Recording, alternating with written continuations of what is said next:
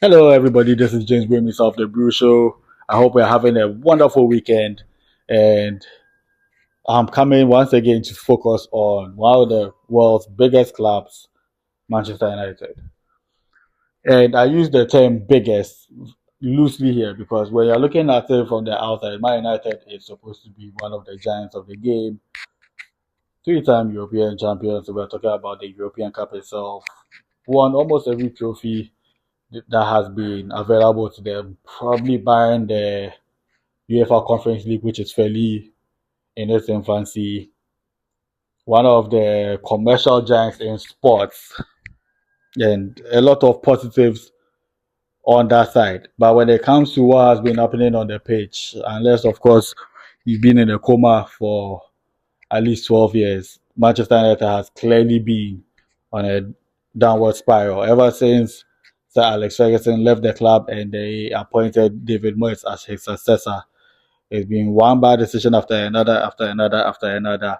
And as I record this video right now, Manchester United find themselves in 15th place in the Premier League after 26 matches.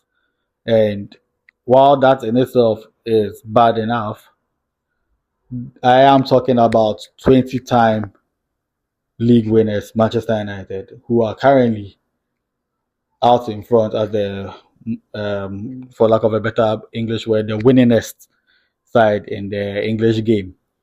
One behind Liverpool as it stands because Liverpool have a fairly sizable gap and may equal that at the end of the season. So the giants of the game, and again I'm using giants loosely, find themselves with almost a point per game at this stage because we have 30 points from 26 games.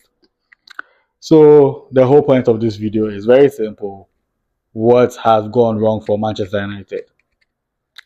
Now, I sort of alluded to the fact that a lot of decisions post Fergie have been wrong, but it can easily be argued that United's decline started before Fergie left. And a lot of people point fingers at the fact that we were bought by the Glazers, and that's when everything went wrong because we have had a group of owners who have been looking at Man United purely as a commercial revenue vehicle rather than the football club that it is supposed to be. We've been throwing money at the problem at some things whilst leaving other things obviously in the past, and clearly standards have fallen so badly that you hear ex-players talking about the club and you wonder if we are looking at or hearing about the same club we get to see on TV signing mega deals and stuff. When you are focusing on what's going on the pitch right now, I'm going to take it from one perspective for us to analyze. The Fergie era, at least using the 99 treble winning squad and his final league winning sides as my reference points in this example.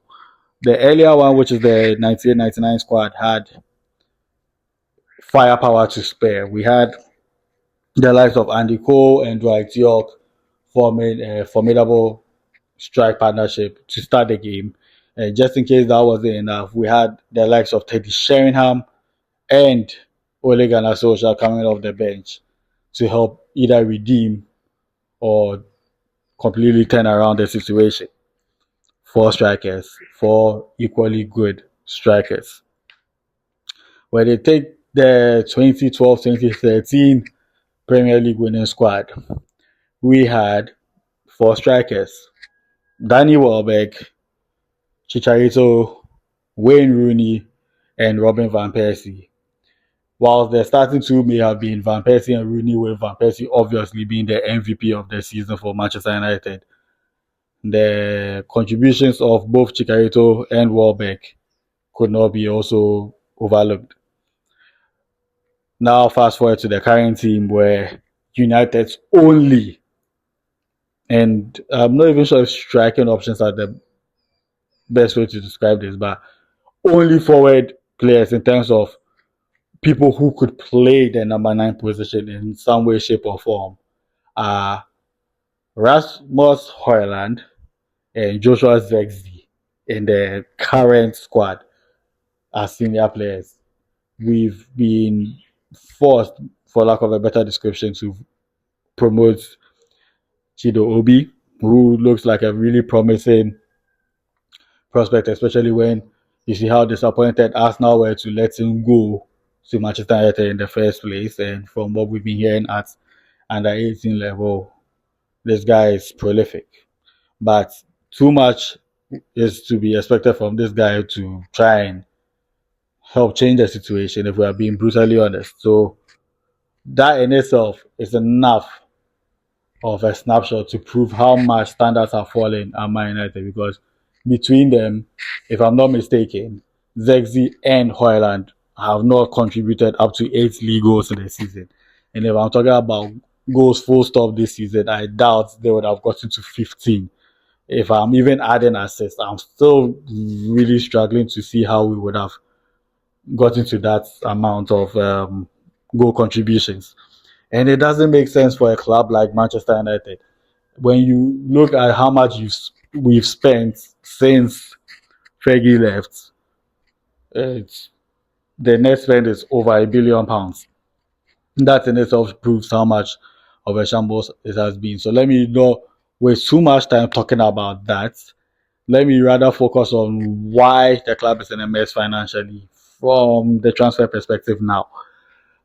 When you look at the fact that we spent lots of money on Lukaku and on Pogba and on Maguire, and I mean, I don't even know how many players to add to this example. Di Maria, just to name a few. Ask yourselves, how many have Man United gotten a sizable return from? With the situation of Pogba, that in itself proves that everybody who was involved in the financial side of Man United and the sporting side has a lot to answer for, because for you to have a talent like him leave the club for free twice speaks for itself. Add to the fact that Man United historically as a club, whenever we buy a player and then sell the guy, have only made a profit, I think 6 or 7 times in their club's entire history. Is another point of pain for the Red Devils and anybody affiliated to them positively. Now, this may be a blessing in disguise, but PSR is forcing Man United right now to tap into its, should I say, commercial revenue and then get itself out of the situation like it always does by throwing huge money as a problem, by being forced to spend only what it earns from a footballing perspective, which means the club is now being forced, so long as PSR is the enforcing law or football rule in question, to make prudent financial decisions for what goes on the pitch. Which is why, in the short term, Man United were panicking, trying to see how to either offset a huge wage bill, which led to both Marcus Rashford and Anthony going on loan, to considering whether they needed to also sell some of their more promising youngsters, aka Alejandro Garnacho and Kobe Menu. United managed to avoid being forced to sell those two for now, as of the January transfer window. But what about the summer transfer window? What about the next winter transfer window? What about the summer window after that? Can United keep hold of his players? Because we had to sell Scott McTominay for 40 million, where on paper it looked like a really good move because it was 40 million pounds of pure profit from a footballing perspective, because McTominay came out of the academy. But when you look at the mess that is still left in Man United's current midfield situation, where there is literally no number 8 that can pass the ball forward to and fit in Ruben Amorim's system, then it proves that United have a crisis to solve. And it may take more than 6 transfer windows, if Amorim is supposed to be successful at the club, to try and solve. To even probably get the club consistently in the top 4. Not to say competing for the title, which clearly the new ownership structure wants. for a lot of reasons. So there are a lot of things to consider with regards to this Manchester United thing. But now I'm going to let you, the fans, have your say. Let me know in the comment section what you think is or are the biggest problems with regards to how Man United are falling so badly. If I've touched on them, let me know. If I've overlooked something, please, by all means, let me know, because I don't think there was any way I would have been able to cover each and every major problem with Manchester United in this video. And before I even go back to the ownership issue, if you really think the Glazers were a problem, and with this I'm talking about Jim Ratcliffe, then surely he should have started solving the problem. Maybe it looks like he's doing that with his cost cutting measures, but if you also look at it, he's compounded the problem. So, guys, what do you think? Has Ratcliffe's past ownership model currently been a success or an abject failure? And with more time, where do you see it directing the club and its fortunes? Let me know in the comment section. This is James Brew of the Brew Show. Kindly connect with the Brew Show on your favorite social media platforms: Facebook, X, LinkedIn, Instagram, YouTube, and Threads. And follow James on the exact same platforms with the addition of TikTok as well. Enjoy the rest of your weekend, football fans. Have fun watching a lot of tasty games. And I'll catch you same time next time. Bye for now.